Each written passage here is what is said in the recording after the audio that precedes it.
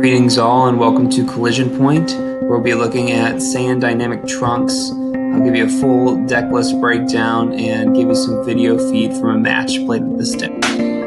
Alright, over on the blog, collisionpoint.wordpress.com, you can find this full article about this deck. So, Saiyan Dynamics Trunks overview, you can see I have every card in the deck linked.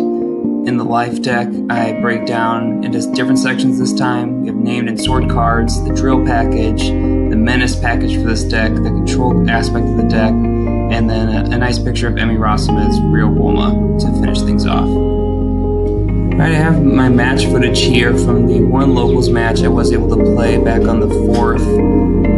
It's against Kevin Hernandez, who's playing Blue Tag Bojack. So going into the match, I wasn't sure exactly what to expect in this matchup, but I knew my deck pretty well, and so I was pretty confident. I won the die roll. He tags Ginyu right away. Drew my opening hand, realized I wasn't level 2 by accident, but you know. Seeing Swift Sword Drill early, I felt really good that as soon as I started drawing sword cards, I was going to be able to lay out a lot of damage. So it's almost as good as drawing aggressive sword drill first hand, but you'll see here pretty soon, I believe I draw that second turn. Now I'm going to jump ahead and kind of give you some highlights from the match.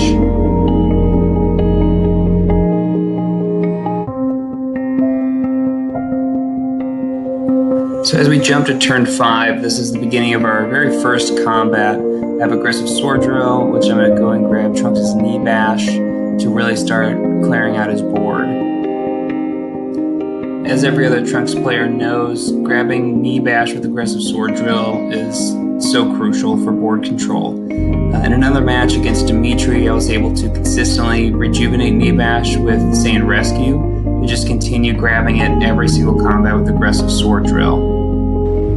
So in that first combat, what I did enter with a 5-card hand with 4 attacks, he did have Time as a Warrior's Tool, which would set up the theme of the game for the next few combats, where he would cycle Time as a Warrior's Tool to the top of his deck with cards like Blue Blanketing Blast and Malicious Intent as an alien. So that really put the game kind of in his favor, where I really couldn't push damage. So that's when I kind of shifted my strategy to the Menace Loop. Before I could get the Menace Loop even started, I had a little surprise encounter with Bojack's Buster to draw me down a level. I wasn't too worried about it. I felt pretty good that I could get back up to level 2, but it would certainly slow me down and take away my crit engine of level 2 to really keep his allies kind of under control. So it would be quite a while before I would reach level 2 again, but I was able to start menacing on level 1. Jumping over to turn 11, we'll start a series of combats that I enter with just 2 cards starting out in my hand to keep the pressure on Bojack. I knew if I just kept passing, waiting to get set up, that he would become more set up than I was and take over the game. So I just took a bet that he would draw a couple planning cards and kept diving into combat, immediately rescuing from Menace, hoping to rejuvenate it with either Transformation Drill or Saiyan Flight or other. Saiyan Menace doing its thing against the Captain Ginyu ally and Bojack himself, I was able to push through a lot of damage. So with Showdown Drill, he couldn't redirect any damage to his allies. I was really working harder on keeping his stages low so he couldn't do all those blue energy attacks, and this combination was definitely yielding some success. For the final combat, I have a pretty good board in place. I have Saiyan Flight, Saiyan Transformation Drill, Saiyan Showdown Drill, and a Rescue still attached, and I was able to bump back up to level 2 thanks to some 2 Anger Swings. With Saiyan Burst, I will eventually rejuvenate Saiyan Menace again to fully mill him down to 3 cards for the start of his turn to mill out and for the victory. So it was an incredible match.